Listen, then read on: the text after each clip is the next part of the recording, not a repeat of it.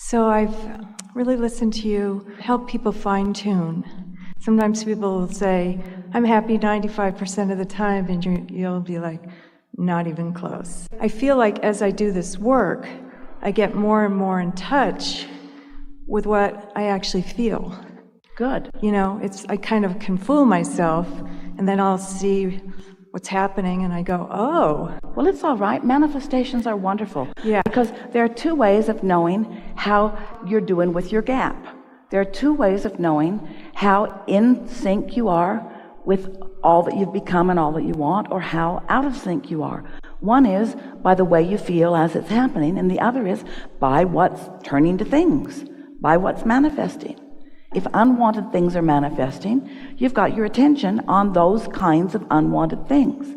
And that unwanted thing that is manifesting right now, when you look at it, gives you an emotion that you should be able to recognize as a pretty familiar emotion. Yes. So when you look at something and you feel an emotion and you say, oh, this is a familiar emotion, then your logic tells you, and that holding myself consistently in that vibration is the reason that these thoughts turn to these things. Yes. So what I'm wondering is what I've seen you do. And every single time we're interrupting you, it's yet another gift of clarification for you. Yes. It's never punishment about your wrong thought. It's just affirmation of your thought. No judgment about the rightness or the wrongness of the thought, just affirmation of what it is. And if you don't like how it's turning out, think different thoughts. Yes. But not easy to do, especially when you're standing in the middle of stuff. So you got to do it first thing in the morning before there's much momentum going. Okay. You want to meditate more and quiet your mind. You want to find the things that are easy to feel good about and focus on those more. You want to get out of problem-solving mode. Give it up. It's the way humans justify their existence, and it never works. So give it up. Cash in your problem-solving mode for your appreciation-looking mode. It will serve you much better.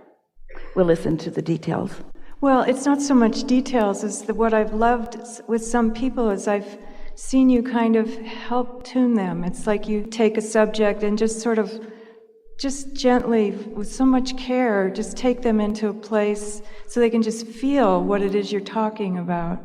And I feel like I'm on a treasure hunt, and even the things that maybe are challenging, it's like, oh, okay, good. I see that I have some tuning to do, but I really love the way you do that with some people. Well, we're happy to do that, and we will do it with you if you want us to hear.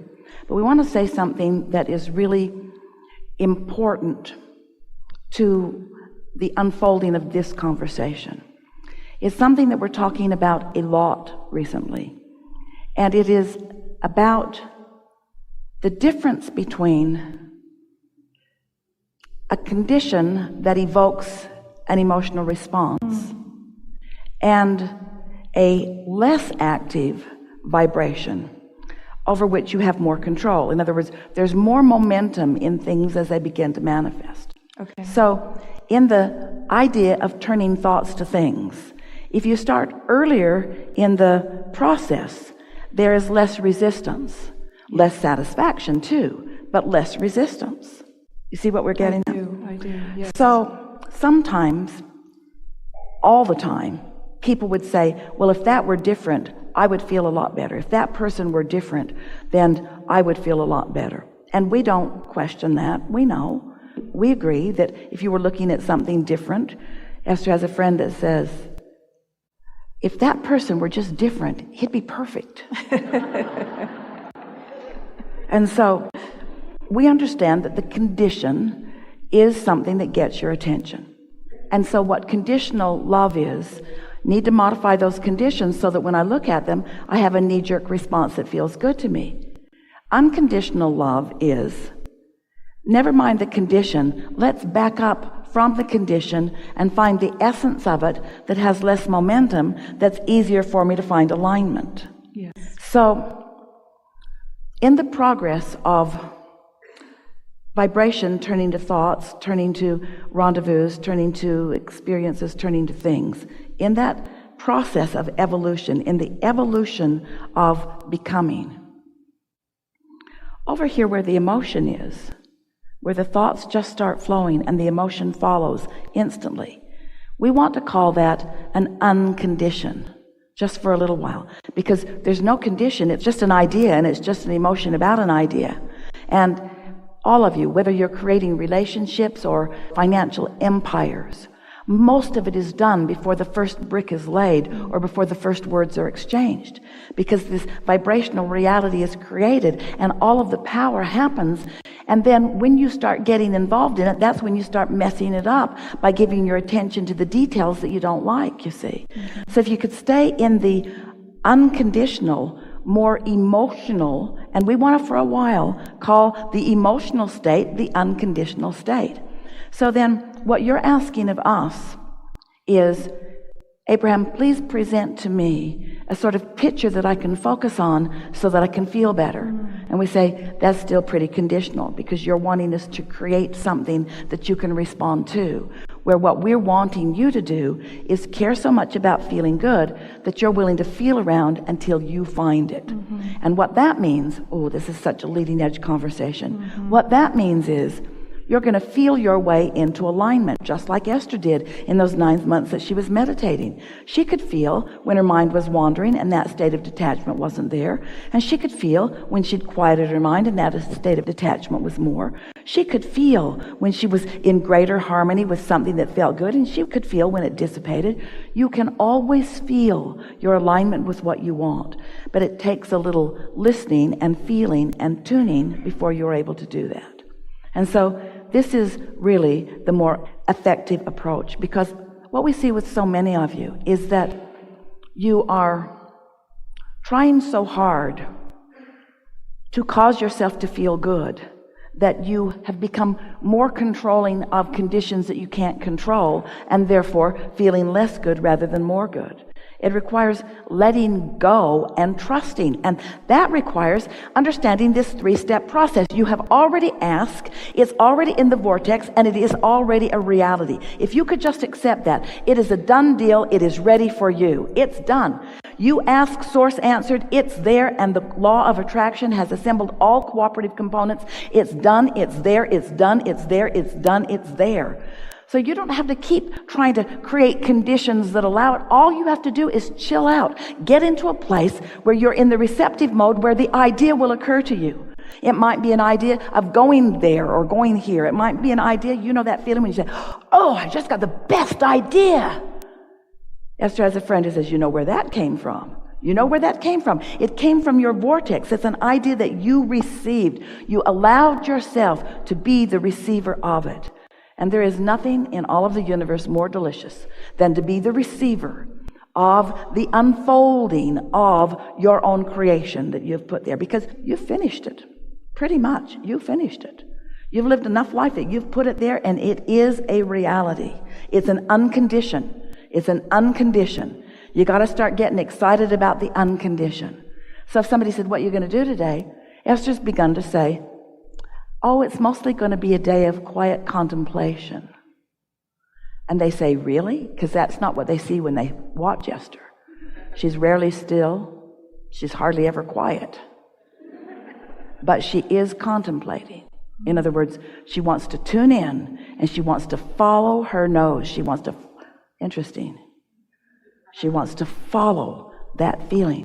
So when an idea comes, I think I'll call this person. I think I'll text this person. I think I'll go here. I think I'll do this. Those feelings and thoughts that come are guidance, because this is always for sure. Your inner being knows where you stand in relationship with everything you want, and knows the path of least resistance, let's say that clear, and knows which way to get you there faster, giving the resistance that you hold, let's say it clear, knows which is the most logical thing you'll be able to hook into given your level of resistance on this topic or this topic. Don't you like that? Not saying, oh, we're going to wait for you to clean it up. We're not going to waste our time with you until you just clear the path and go directly there. No, constant information which you are translating through your lens that's clear or clouded. And as you begin to trust this and you start noticing, oh, had that impulse and boy, was that wonderful. Even though it didn't lead me directly to what I thought I wanted, I sure had a nice conversation. I sure picked up a good piece of information. It sure was part of the unfolding. And isn't that what life must be? Constant unfolding? You think you would like to just close your eyes and teleport from one place to another. You do. We hear Esther every now and again. Just take me there. Don't make me drive. Don't make me pack. Again. Don't make me drag my bag to the airport. Don't make me drag it across the street. Don't make me go through security. And we say, don't you just love getting in your car and going? Don't you just love the wheels on your suitcase? Don't you just love the beautiful airports that have been created? Don't you just love interfacing with this one and this one and this one? In other words, you really do not want to just teleport yourself. You don't want to go to your final destination. You don't. You want the experience of flow. You want to let the universe show you how good you are at following the path of least resistance, of when to leave, of where to go, of which route to take, of when to hesitate, of when to proceed, so that you just hook up with all of the good that life has to give you. That's what life is. It isn't just going from here to there, from here to there, from here to there, or from not having this to having that. It's the process of the unfolding of your genius ability to tune to the unconditioned and mold it into the condition and then revel in everything that it took to bring it there. Oh, that's when you really begin to appreciate what is manifested in your experience. It's the deliciousness of having been there every step of the way and recognizing the genius and the love and the caring and the benevolence of Source and the precision of your allowing and reception. That's what creation is. Not proving anything to anybody, just living happily ever after, every step of the way, and savoring every bit of it. Helpful? Oh, yeah. So real quick, so the dreams that I have are already there, right? They are, because there is often, not always, but less resistance. While you are slumbering, you are certainly less resistance. And so you're in a better receptive mode in your dream state to what's active. I don't actually mean the dreams while I'm asleep, but the dreams of the unfolding of my life. Well, that's what we're talking about, your vortex. Right. That's what your vortex is. Yeah. Those aren't dreams, those are realities. Oh, yeah. They're realities that haven't manifested yet, but you've got to make them realities enough that they ring your bells. Yeah. And if they're not ringing your bells, then don't focus on them. Yeah. Because sometimes I feel that, I don't want to talk about this too much, but just somewhere along the way, it's like, well, that can't happen, so don't dream it. And so what I'm wanting is just to open up. Well, everything that we said to you is about that. In other words, it doesn't matter what you've been doing. You know something more now than you've ever known before. Yes. You are different now as a result of this conversation that we've been having for 1 hour. Yes. You are different right now. You have a different vibrational frequency. Your point of attraction is different. You're different under the universe. Your path of least resistance has become less resistance. Mm-hmm. Your path of more allowing has become more allowing. You are in a more receptive mode right now than you've ever been. Don't go back and regurgitate those old statements about things that don't apply right now. This is a good time for a segment of refreshment.